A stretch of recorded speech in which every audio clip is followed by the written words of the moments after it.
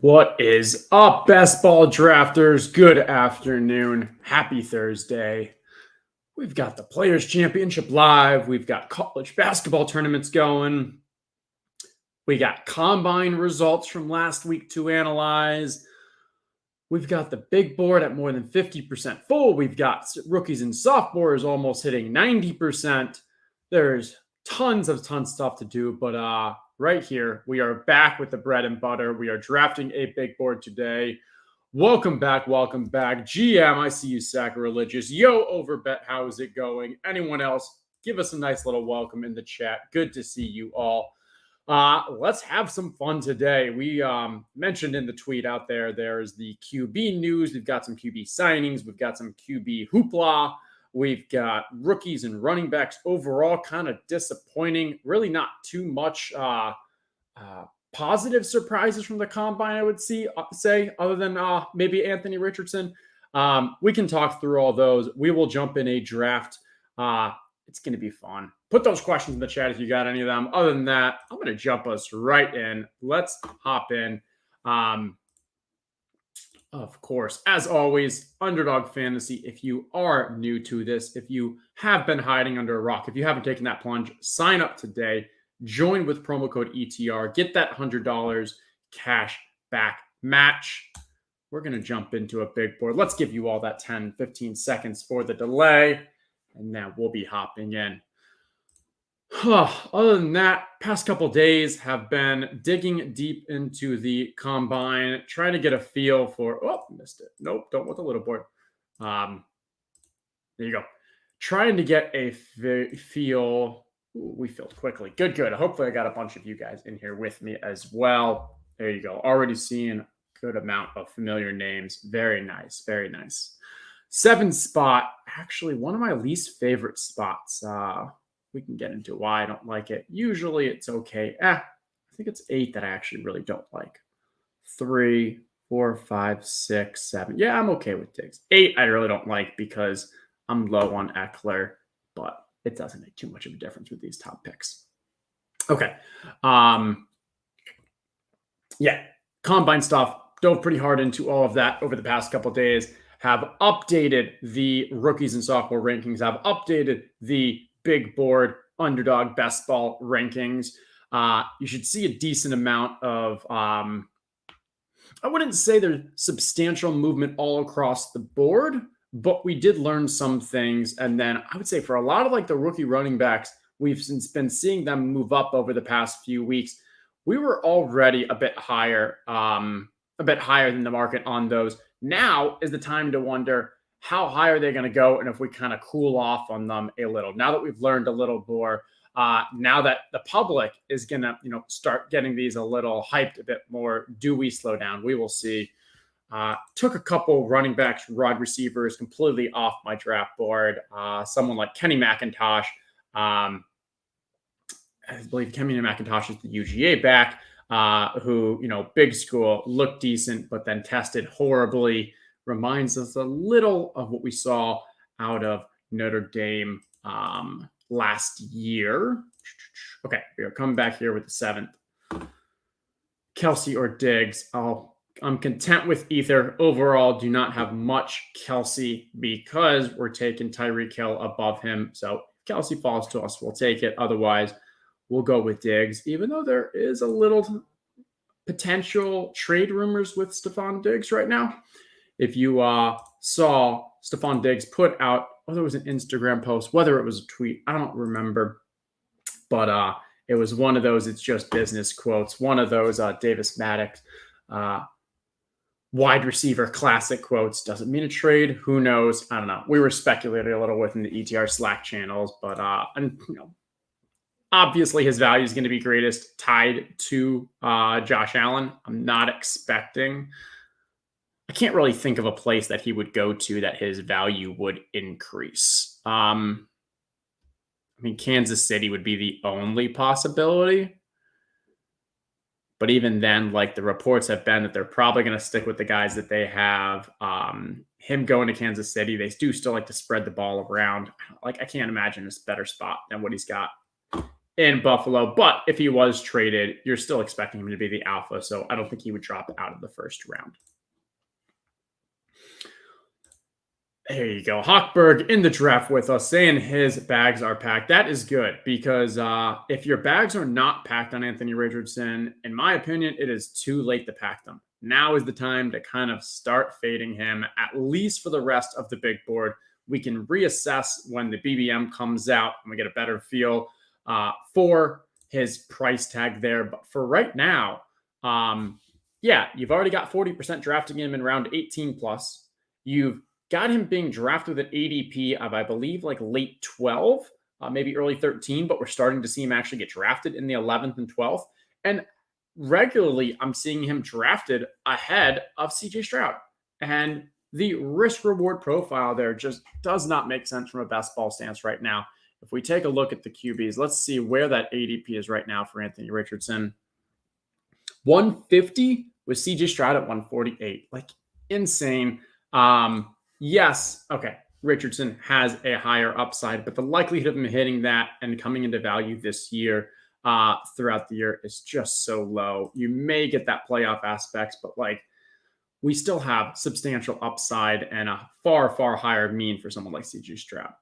All right, best available here, Waddle. Starting off with a nice little Diggs Waddle. Probably pretty common from a origin start, but I'd much rather take my elite wide receiver here, knowing that there's a strong likelihood one of these running backs coming back here falls to me. Looking at those running backs and kind of this zone right now, I did bump Garrett Wilson a bit for most of the summer. We're not even at summer. For most of the offseason thus far, I've actually had him behind T. Higgins and Devonta Smith because I had more confidence in the offenses, the QBs in Cincy and Philly. And there really were just too many unknowns where who was going to be the quarterback for the Jets. It is now looking far more likely that it will be Rodgers, which is kind of the nut scenario, the best possible. Maybe Lamar going there would have actually been better. I don't know. Actually, I think for Garrett Wilson, Aaron Rodgers would have been better. Probably was the nut possibility. So I have now moved him up above those wide receivers. And that's about where he was going. So like, I'm not upset with it because I'm not expecting him to now come, substantially climb above like, I don't know, above the Lamb, above the Amon-Ra, above the Taylor and Bijan. So like, this is where I think even with us having that Rodgers news, he goes. So like, yes, I don't have as much of him when he was going in that kind of 20, 21, 22 range. But it's not like we're now going to have to chase him because he's going to be going substantially higher. He's still going to go around that same spot he's been going the past few weeks. So I think that risk strategy, because if we would have gotten no QB and it would have been one of, I don't know, whoever the Jets could have gone with, that, the roundabout the carousel of last year, he could have very much fallen into the third, if not fourth round. Okay, we're coming back here. As I mentioned, we have the running backs here. One player that I have moved up the draft boards a little bit in the past week is top of the board, Josh Jacobs.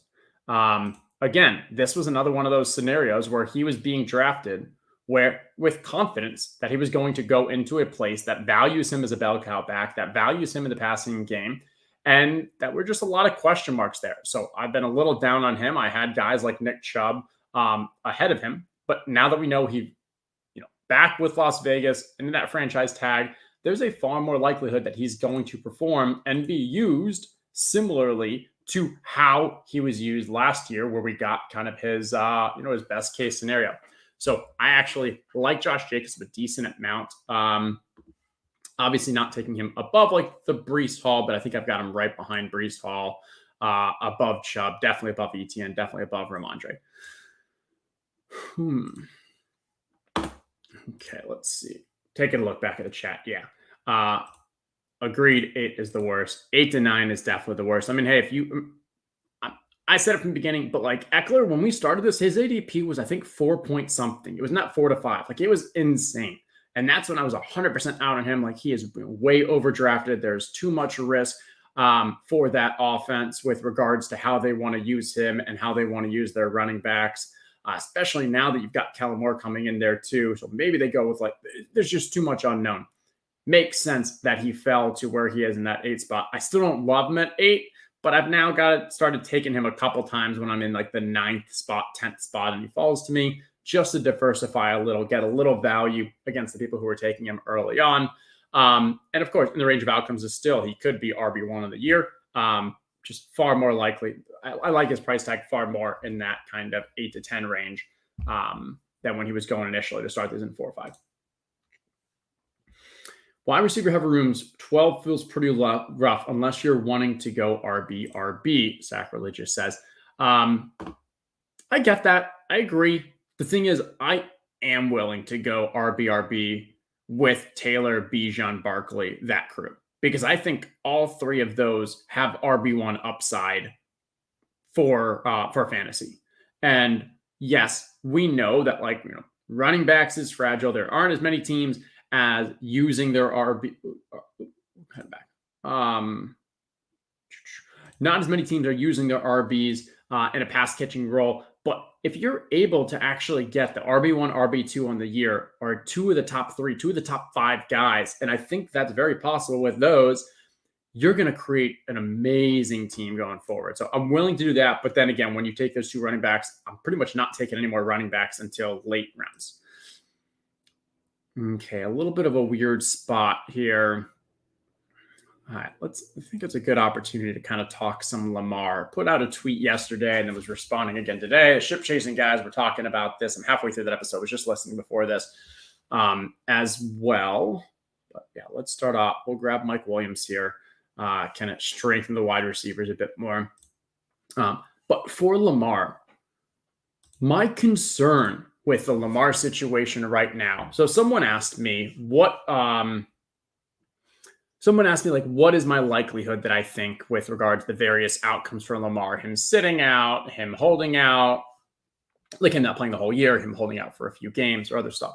I don't think there's much of a chance he sits out the whole year. Like $34 or $35 million is still a ton of money for, a player who understands that his game style may not last that long. He's definitely, has that injury risk. So and $35 million is just a lot of money for anyone. So I don't think he sits out the whole year. Could he hold out and then start playing when the certain week is that he has to play to get that, year of credit and such? I think that's possible. I don't know what week that is off the top of my head. I feel like it's something like week 6, week 7 or something. I think that's possible. So I said 5% hold out for the whole year, 10 to 15% hold out for the early games, but then get that year of credit. But my larger concern are 2 things. Of one, does he change his style and not run as much? Because we know that he doesn't have a long-term contract. And if he was to have a substantial injury, we know it's important to him to have that long-term security. So maybe he doesn't run as much. I think that's a possibility.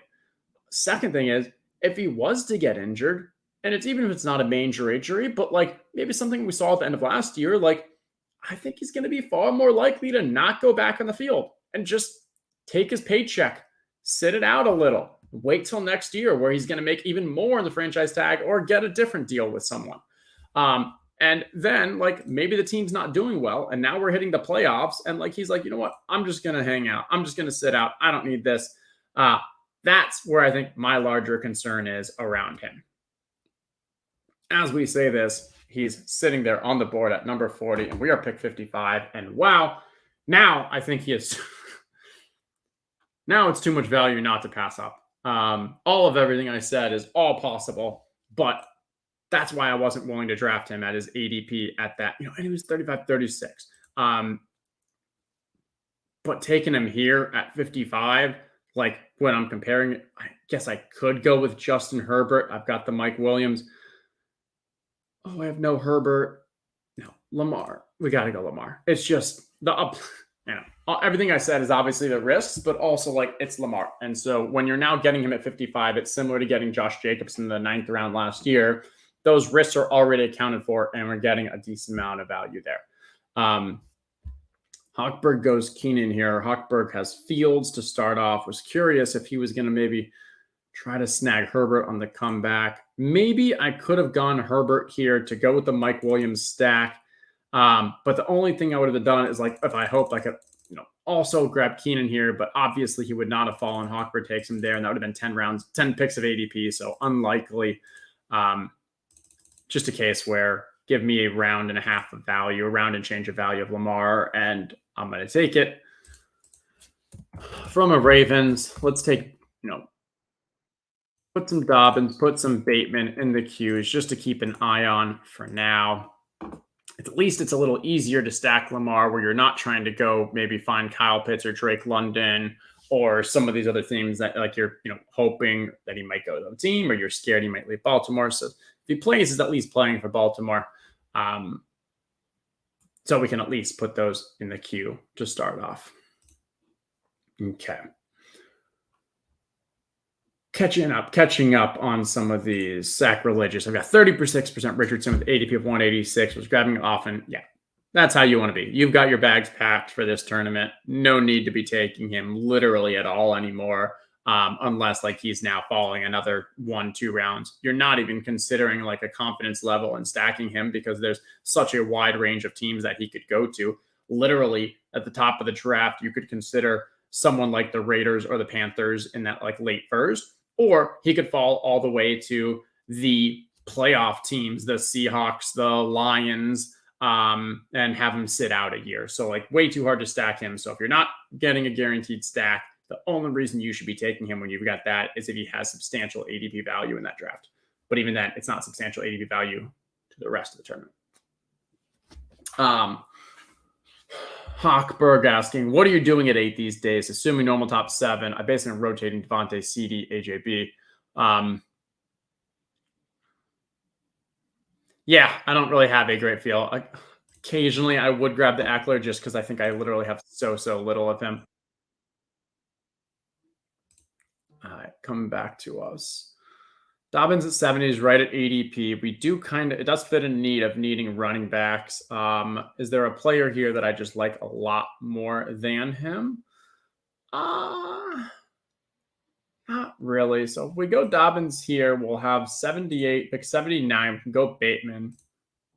Let's go with this and kind of just go for an onslaught Ravens, where we're not really giving up substantial ADP value. But we're getting the players that we're looking that complete that stack.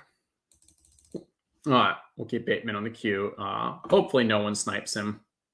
We're paying a little above ADP, and we've got the Lamar, so all else equal, he should fall to us. We'll see. Okay, but yeah, a Hawkberg, Devontae, CD, AJB. I think is AJB is perfectly fine. I think Devontae has the best ADP there. I think in Las Vegas, like latest looks like maybe Jimmy G might go there. They're still obviously considering if one of the QBs falls to them. That's a possibility. I think as a result standpoint for the Raiders, like if they could draft Anthony Richardson in their draft spot and then also maybe grab like Jimmy G for a year, I don't think that's a bad kind of 1-2 combo. Have Jimmy G as kind of that veteran for that first year. I really think Anthony Richardson is just so raw. And I think the Raiders believe that they could be competitive. You don't make that trade for Devontae if you don't believe that's the case. Whether or not it's true with how difficult kind of the AFC is, who knows? But I believe they believe that. So I could see that as a possibility. Jimmy goes there for a year, and then they draft Anthony Richardson, and Anthony Richardson either starts in the second half or next year. Let's see. Anthony asking about the Ravens here. So are you also treating Ravens pass catcher with the same caution you are giving to Lamar? Not really. Because, Mark Andrews still went absolute ham with Huntley as the quarterback there. And so if we're considering just like the Mark Andrews, Isaiah Likely aspect, we both know that they can still thrive even if Lamar is not playing. So I'm not concerned there. Then the only other one we're talking about is Bateman. And we haven't really seen a healthy Bateman in this offense. So maybe Bateman can also thrive with, Huntley. I don't know, thrive. Obviously they want Lamar. Lamar's so much better for that offense. I think it was Kareem who was saying, maybe Gretsch, something like that, recent ship chasing, that without Lamar, they were like 31st in efficiency from an offense standpoint. And then obviously with Lamar, they were probably like top 5 or so. So big difference there, which then, obviously has an impact on how many drives, how long those drives are, how many touchdowns, everything that's important there. So there you go. Other thing is, if you look at rankings, like, I don't know, I'm probably just not going to end up with too much of Bateman if I don't have Lamar. So I'm just making that bet. Andrews, I'll take either way. Isaiah Likely, I'll take either way. Bateman, though, mostly I'm just taking with Lamar Jackson. All right, we got that onslaught happening now with Baltimore. Quick refresher on what our team is looking like right now. We started off wide receivers, Stephon and Waddle. Grab Josh Jacobs, other Mike Williams, Lamar, Dobbins, Bateman, back-to-back Ravens. Not too bad. All right. Yeah, I mean, a little bit of, like, obviously I'm talking down Lamar, and it makes sense. It makes sense, but yeah, I mean, it's just so hard to pass up at 55. Not going to happen that often unless his ADP really just starts slipping and we get more news. But you consider, like, what, Trevor Lawrence actually was an ADP. I mean, Trevor Lawrence and Justin Herbert also fell. So this is a room, which makes sense. Sharper people drafting on here where QBs are falling a bit. And that usually happens in more sharp rooms. So that, I think it all kind of plays together, makes sense. And you cannot forget the money Monken effect. Like, yeah, Todd Monken going in. Potentially we see more 2 tight end sets. So Isaiah Likely gets more opportunities. We may just see, we're more likely to see just an overall pass heavier offense, which is great for Bateman. I'm not really sure how to think about J.K. Dobbins from a Todd Monken standpoint, other than I think it's just a more creative, better offense. And so that's probably better for him. I think getting away from last year, last couple of years where you're looking at more kind of the split backfield with Gus Edwards and such, we're hoping that Dobbins takes a bit more of a leadership role in that offense from the running back. Okay.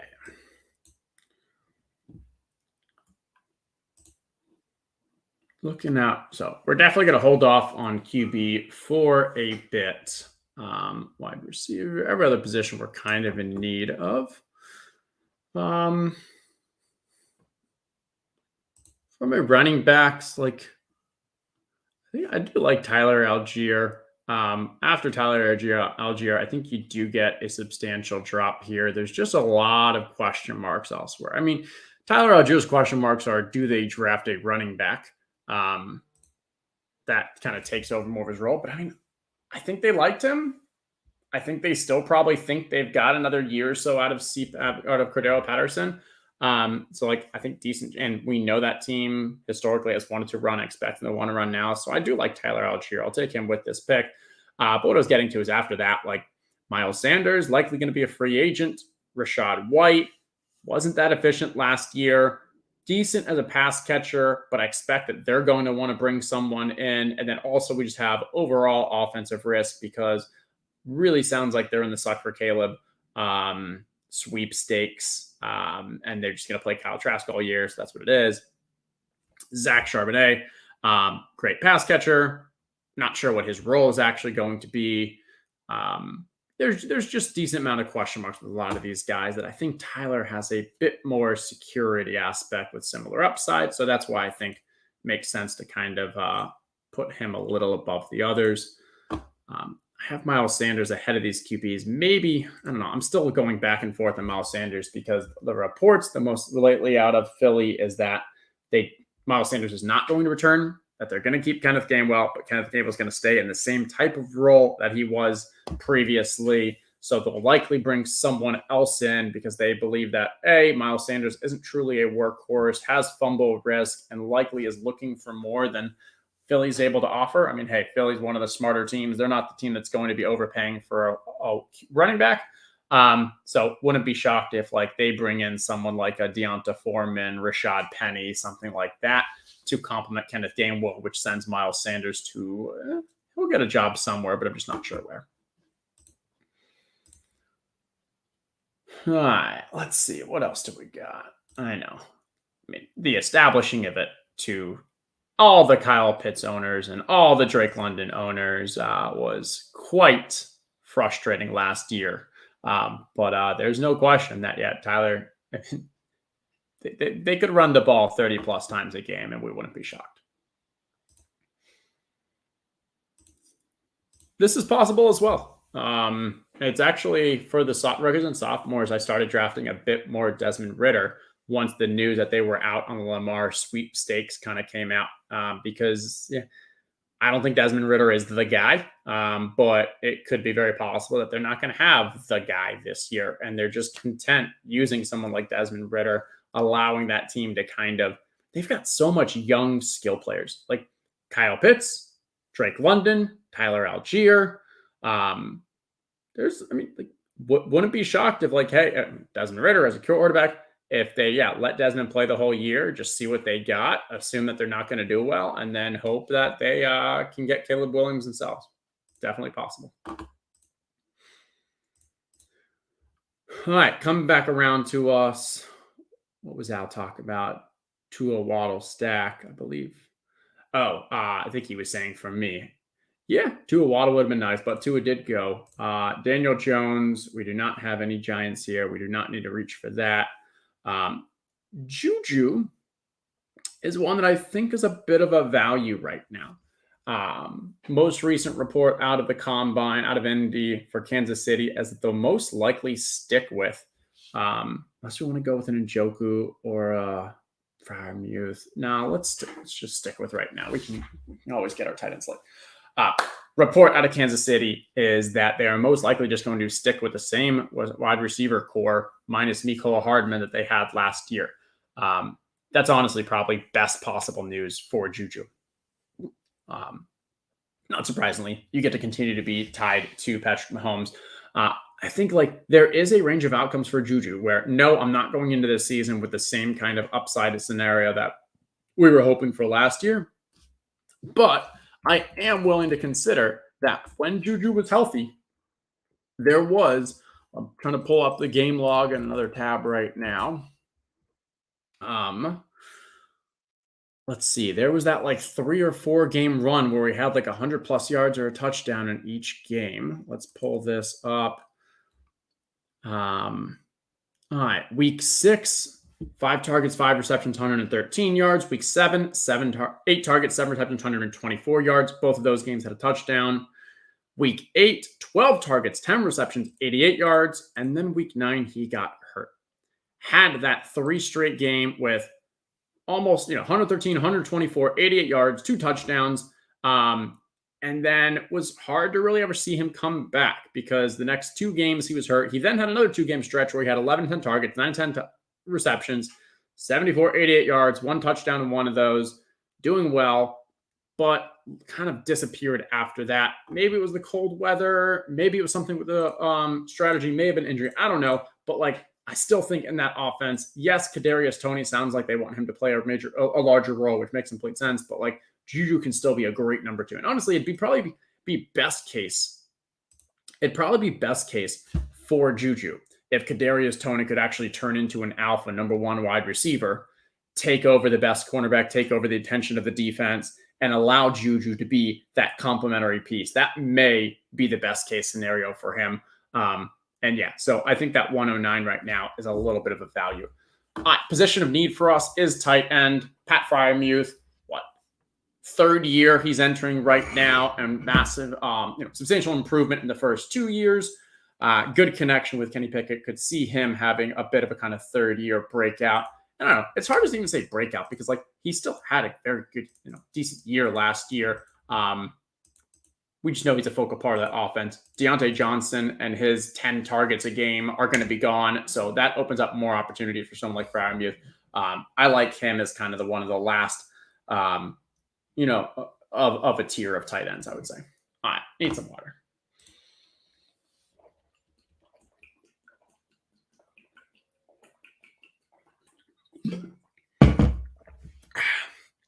Okay.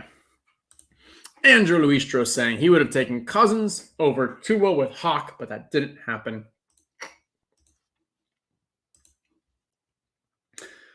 Drafted Hawkinson in the 4th, Tua in the 9th, Cousins grabbed the 99. It's funny, you don't often see Cousins falling outside of this 96, 97. His ADP, as believe, is like directly right there. And it makes complete sense because almost always the person who grabs Justin Jefferson has Cousins following them at 96, 97. It's a weird scenario where, like, when you look at his actual rankings, we don't have him ranked anywhere near that 96, 97 because he's not actually substantially better than these other quarterbacks around him. But people know that, hey, if they don't get him at 97, their next chance is 120, 121, and he's not going to fall to them. So that's why his ADP kind of has hit that 96, 97, is never going to be much above that because Justin Jefferson's always going to be going like 1, 2, maybe 3 or something. So he's always getting drafted best case tier. But worst case, like, yeah, people are like, it provides that ADP floor for, yeah, we've got to get him. Similar to what we, kind of see with some QBs right now. Kelsey, Mahomes, Diggs, Josh Allen doesn't usually fall past that. And then the Jalen Hurts, great value here, Jalen Hurts, which is an interesting one to fall all the way there. But usually we'll end up going where A.J. Brown goes.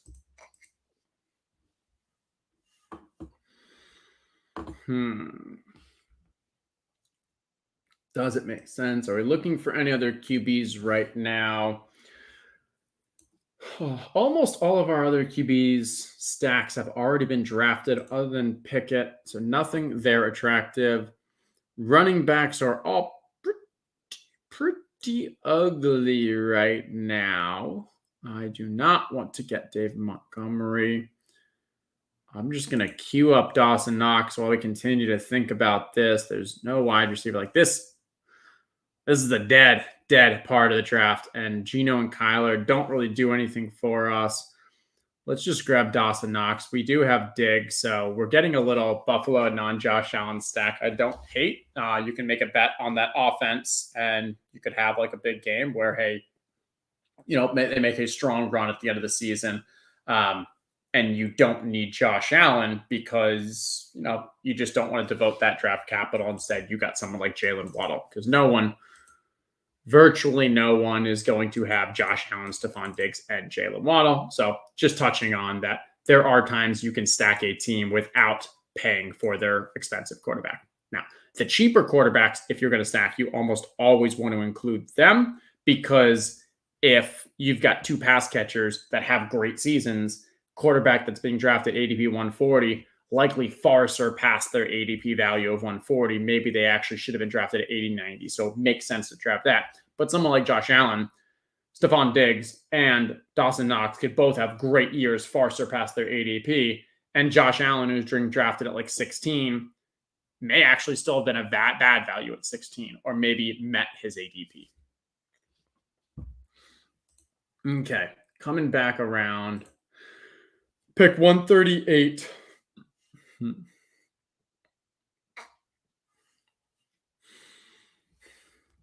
Again, Pickett is the only stack partner on our team that we're still looking at. We do have Lamar, so we don't really want to overspend on our other QBs. We're just expecting that, hey, Lamar is going to have a great year and he's going to be around in the playoffs.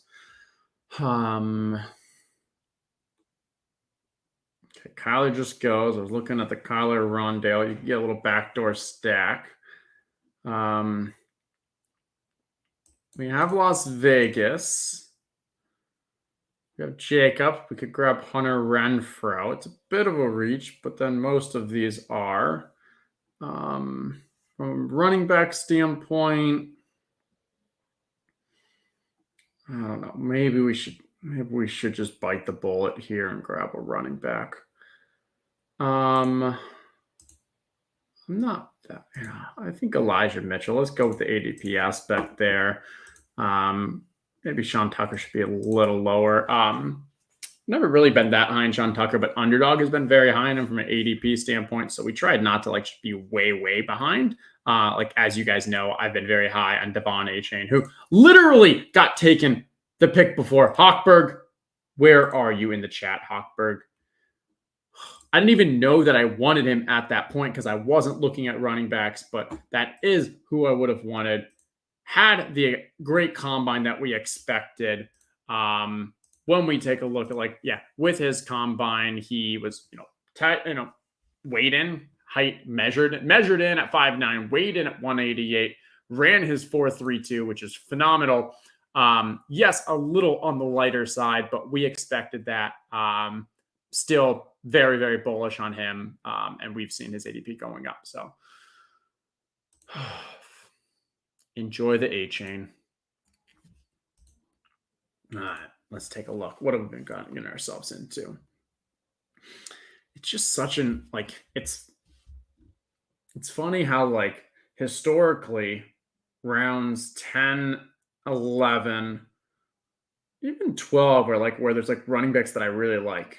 Those were the strong the strong, maybe handcuffs, upside guys. Back in the days, that's where Kareem Hunt and such were going. I guess Kareem Hunt's still going there now, but a little different player than when it was a few years back. But now it just feels like such a wasteland.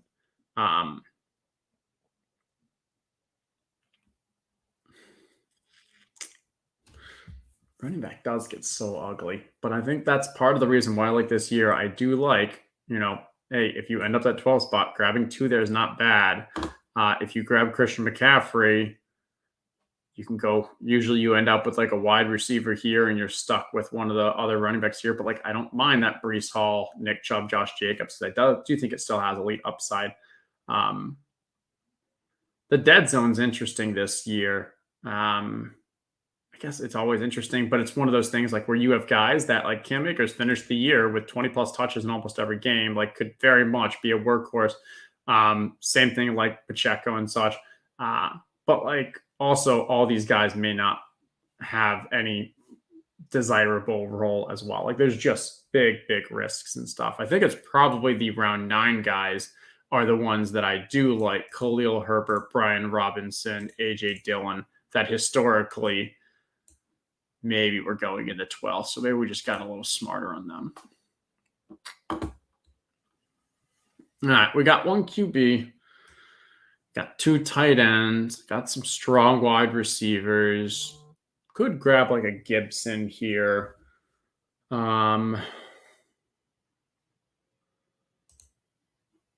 Let's grab Romeo Doubs because we maybe set ourselves up for a Jordan Love backdoor stack. Kyler's already gone. You have the Renfro aspect, but it's still just such a question mark of who's going to be there in Las Vegas. So I don't really want to force that hand too much. So let's grab Romeo, there we go. We'll grab Romeo knowing that there's a possibility for a Jordan Love, which from an ADP wise is right there. We'll at least put that in the queue there.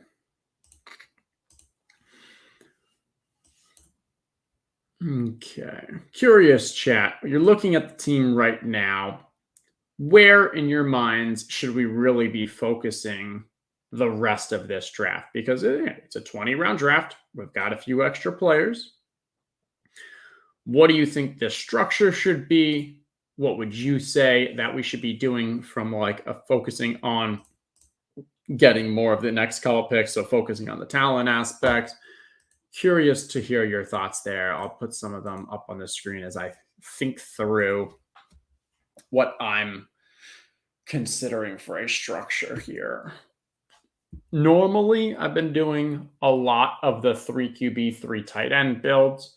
When you grab Lamar early, you don't really need to do that unless hey, it just makes kind of sense because there's value or there's stack plays that come in. We'll see. It's a possibility for a 2 QB here. Definitely going to need a 3rd tight end. No question about that. During the regular season, when there's only 18 picks, I'd be fine with Freiermuth and Dawson Knox.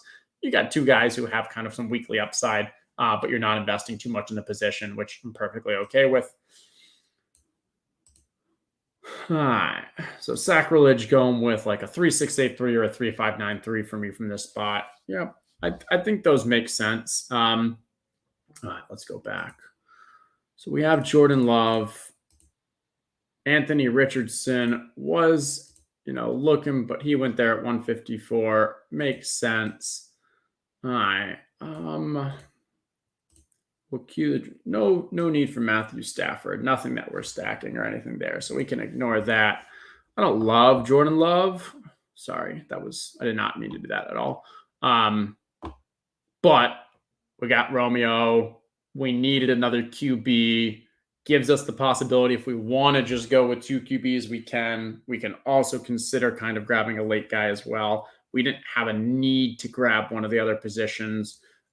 So I'm okay with grabbing the Jordan Love there. And we kind of set that up with the Romeo Doubs pick before. And yeah, I agree. If you get boxed out, you get boxed out. JM Lou Dog, how are we doing? Happy Thursday. All right, coming back around. Let's take a look now at some of the other teams just from a roster construction. Being, majority of you are in this draft, I'm not expecting to see anything crazy, but this is something where I probably should have done it a little earlier, but just keep an eye out to be like, I don't know. This morning I had an auto drafter who had 9 running backs. And when you got 9 running backs, that leads to just a bit of a charge on them. And so you've got to just adapt there. For the most part, nothing crazy here. Everything looks to be pretty standard. I think the only lopsided thing I saw was like come as you like with 6 running backs, 5 wide receivers. So we can see what that looks like. But even then, went very strong in wide receiver early. Yeah, maybe a little too much draft capital running back for me, but nothing horrible. Nothing too bad there. All right, we're coming back around. Tight end wise, not really interested in anything here. A lot of late guys that we'll be content with. And I do think we still have some running back wide receivers here that can be nice complements to our lineup. So we'll probably focus on them. If we were considering running back, so nothing to consider here from a stack perspective for running back or wide receiver. But I think MVS makes a ton of sense here. Again, another player that I think is a bit undervalued now that we have the news that they want to have that same core as last year. And MVS with Kansas City is far more valuable than MVS anywhere else. And his ADP was kind of low early on because we had unknowns of would he be back with the team, what his role would be. Would they be bringing in more, better wide receivers. But it doesn't sound like it. So we will happily take a ADP 170, pick 175 MVS if he's going to be a number 2 or even number 3 wide receiver in that Kansas City offense. And gives us a little, just like we have with Buffalo, where we have the Buffalo kind of stack without the QB. We've got the Kansas City stack without the QB. So there's some correlation aspects there that we like, both from if the team actually has a huge year, as well as if someone like Kadarius Toney gets hurt. Never could expect that. Never could see that happening. But if Kadarius Toney gets hurt after the first game or two or something, and then Juju and MVS are the 1-2 that are getting all the volume, maybe if Kelsey gets hurt, heaven forbid, a 34-year-old tight end gets hurt. I don't know. Just saying it's possible, but there's lots of ways that you can get some correlation value with these two guys being on the same team. Same thing with any team, but okay. Feeling pretty good about our wide receivers. I think a running back's a little light. We should probably consider targeting a couple running backs in this area. I could see our next 2 picks being running back, then grabbing that tight end later. We're getting to a place with Okay, so here we are. Zach Evans, Raheem Mostert, Jalen Warren, and Cordero. Really don't love these. We've got guys that are starting early on. Maybe it makes sense to grab the Zach Evans just from an upside play compared to what we have here. If I think about what Zach Evans did at the combine, I don't think he really blew anyone away. Still expecting him probably to be something like a third, fourth rounder. But we're kind of going for a range of outcomes here before they get drafted and finding that landing spot. And when you're comparing to these other guys, thinking about like what their upside is makes kind of sense. Also, like that, hey, our other running backs are all players with pretty secure roles in their offense. Definitely Jacob Dobbins, and at least to start the year, Algier. Elijah Mitchell, I think we can say he has maybe his role isn't as secure. I still think they like him. I still think they want to preserve Christian McCaffrey. So what I'm getting to here is I think starting out of the gun, we've got some strong guys. So it allows us to focus on some running backs that maybe take a little longer to, start performing, start making our own weekly lineup. There. Yep. I didn't even say this, but yeah, I mean, that's exactly what I'm talking about. Who would I have gone with? Probably Mostert from an ADP sense, and like he is right there. I don't really love the profile from how old Mostert is and stuff, and being a speed guy, like you expect that speed to kind of fall off. But yeah, I think that makes sense. Where like, yeah, I could see Mostert, even if they draft a running back, still having a major and like having a larger role early on. Maybe that helps provide a bridge to the Gibbs guys, to the Brees and Charbonnet, and however long they need Javonte Williams to actually ramp up and such. So yeah, that's a good way to pick complementary players at the same position within your team to kind of just provide yourself a little balance. Okay. Tight ends. Again, still think we're going to hold off on this. Lots, it's hard for anyone to convince me that someone is substantially a better pick right now than someone else with any level of confidence at the tight end position. Wide receivers, we're pretty strong at. I don't believe Mecole's going to be back in Kansas City. So I'm not really reaching for him in this stack aspect. Oh, Kendra Miller was the guy that I was going to grab. That's what I liked. I was looking for that. Okay. That's okay. We're going to go with Cordero. Yes, my guy from last year. Yes, was great when he was in the field, but was hurt. But why I kind of like him for this lineup is we have Algier here. So this is a bet on two things. One is a bet that Atlanta is going to continue to be run heavy. Maybe it's bet on three things, maybe more. I don't know. As I go, I might think of more. But one, that they're going to continue to be run heavy, which is great for Algier. And if they are going to continue to run heavy, they're not going to only give one running back. We're still going to probably see a roll. So Cordero could also, from a pick, 199 surpass that value. Number two, we're making a bet that they're not going to bring in a great, elite running back. If they brought in some elite running back like a Bijan Robinson, that crushes Tyler Algier. That is bad for this team already. So we're making a bet that Tyler Algier is not going to be pushed out from an elite running back draft pick. And in that case, Cordero Patterson still probably has a role. And then number three is we get that ping pong aspect, especially in the playoffs, where Tyler Algier could have a phenomenal year, be a top 10 running back, maybe even a top 5 running back, gets all those Tyler Algier teams to the playoffs, but then in week 15, 16, gets hurt, goes down, and guess who's there? Healthy, ready to take on his role, Cordero Patterson. And now we get the uniqueness because very few teams are going to have Tyler Algier and Cordero Patterson. And Cordero Patterson probably sucked throughout the year because Tyler Algier did so well. So we're getting that uniqueness, having a team in there on the same team.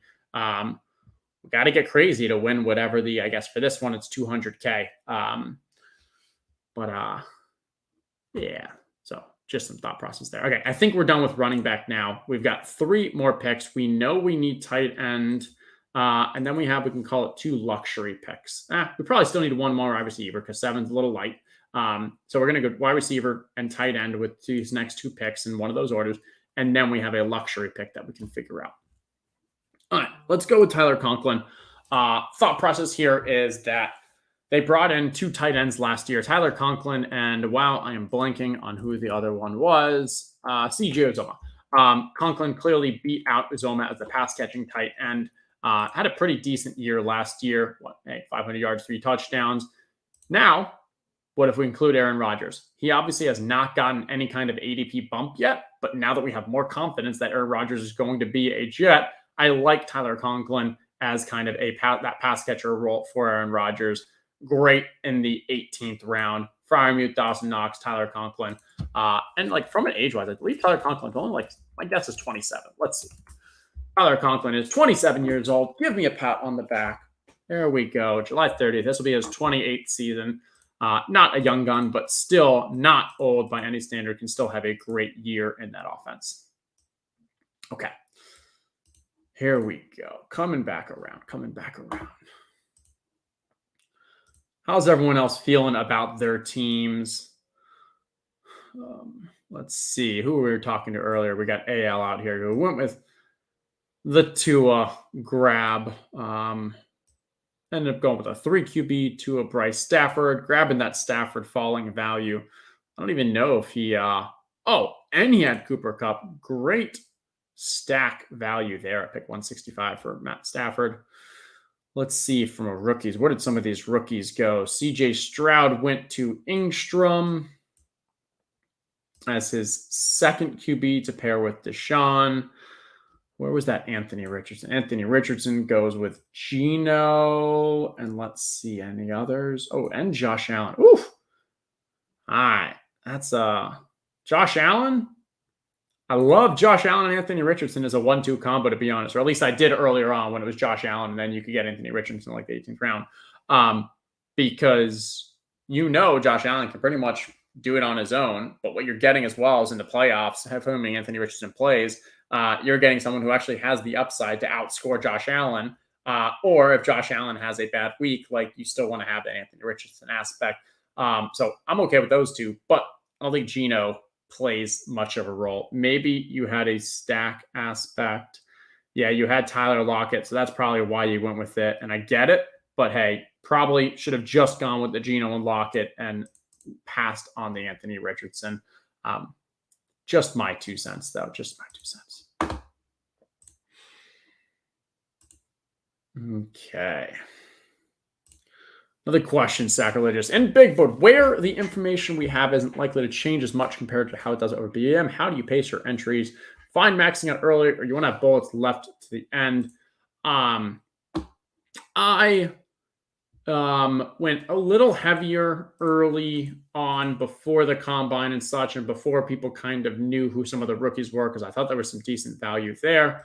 But since then, I've been mostly matching it. I think this is probably my 93rd or so big board, which puts me at about 64%.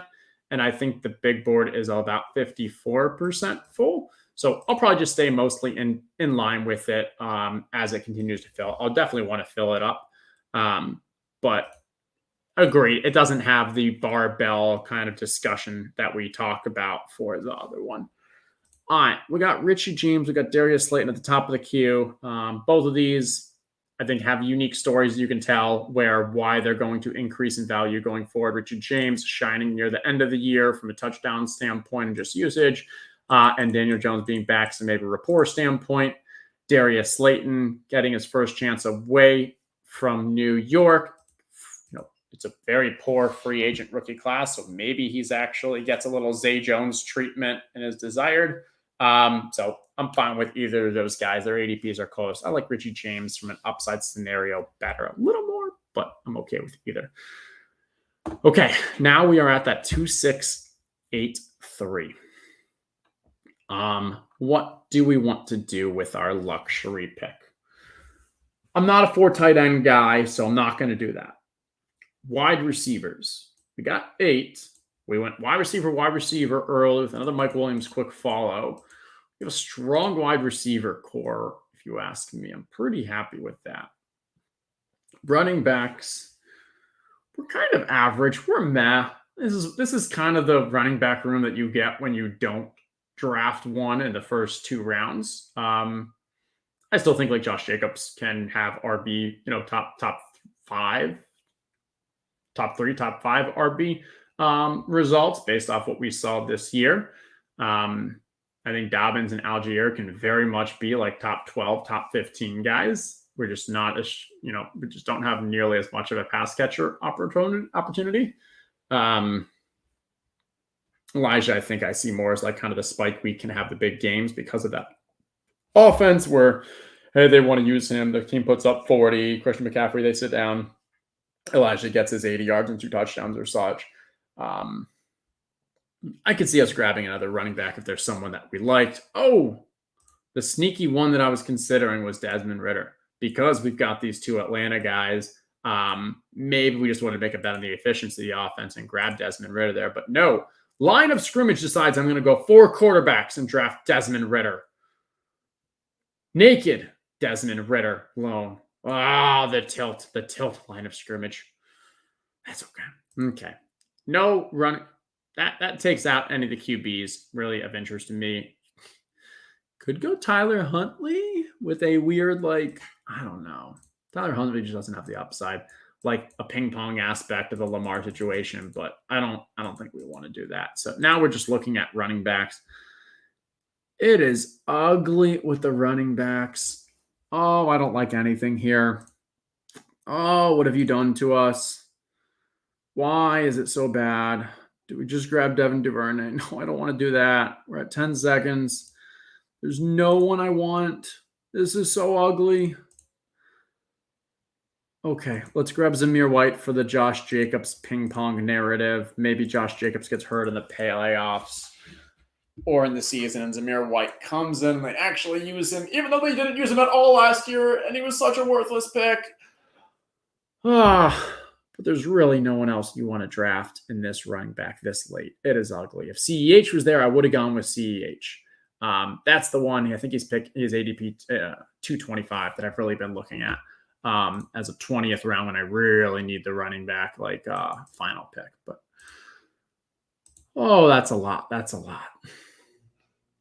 Okay, this has been fun. I got one more fun thing we can do. Yeah, let's do it. Let's do it. Okay. We got March Madness coming up. And what we've done is, I don't know in the moment, we actually built out a free March Madness game that is just like a free little fun way, kind of a new innovative way of doing March Madness brackets. So what I'm going to do is I'm going to create a group, and it's going to be called Herzig Best Ball ETR Stream. And I will put this in the chat. All right. And where am I going? I'm going to set up a group for us. Okay. I'll have to figure that. All right. I'll set up a group later, and I will put this in. But let me give you guys a feel for what this is. Because I already created one. Okay, I get it. But it's just a fun way to kind of play some madness. So I'm going to do this. We open a pack. Everyone, you can get free packs. The game is free to play. It's just kind of we've got some fun prizes like a trip to Vegas and such, but overall, it's just a free play. Similar to look, tell a man no trouble. I don't want beef, man. I just want vibes. But each quadrant aligns to one of the March Madness brackets. So like that, literally, I just got the 1 seed there. There's the 16 seed. There's another 16 seed. There's a 3 seed. There's a 3 seed. We'll reveal them all. And this aligns to the various teams. So once the actual bracket is filled out on Sunday, we will then swap these so you can actually see what the teams are. And the idea is, instead of filling out an entire bracket, you choose from your pack and you say, okay, I want the 1 and the 3 seed. The 2, I got to get pretty crazy here for calling some upsets and such. And you're basically just choosing 3 from each of the quadrants as your team for the March Madness. Once you do that, you save your bracket, and now that's actually your team. Those are your card for March Madness. You can make some fun social groups. You can play in our big contest. As I mentioned, it's free to play. It's a fun game. Go to otmnft.com or on my Twitter. We'll have some links, but just a fun way to enjoy March Madness. But I thought it'd be cool. I'll try to create one for like the ETR Best Ball group that pays attention and watches these streams and such. Just a fun way for us to all kind of compete against each other. But that is all. Hope you guys have a blast. I will be back next Thursday right as March Madness is kicking off. So that'll be fun. We'll do it at 12 o'clock. The tournament's going to be going. And then other than that, we're just going to keep these streams going. So keep an eye out. We'll continue to update the ranks, do all of that such. With rookies and sophomores closing pretty soon, maybe they'll have another tournament out. If they do, we'll jump into it quickly. We'll get some ranks up for you all. If there are any other questions, feel free, obviously, reach out on Twitter, leave a comment in the YouTube, hit that like, subscribe, all of that stuff. It's been fun. You chat. You were awesome today. Great questions, fun drafts. Other than Hawkbird stealing the A-chain, still love you. All right. Have a great rest of your Thursday. Have a great weekend. I will see you all later.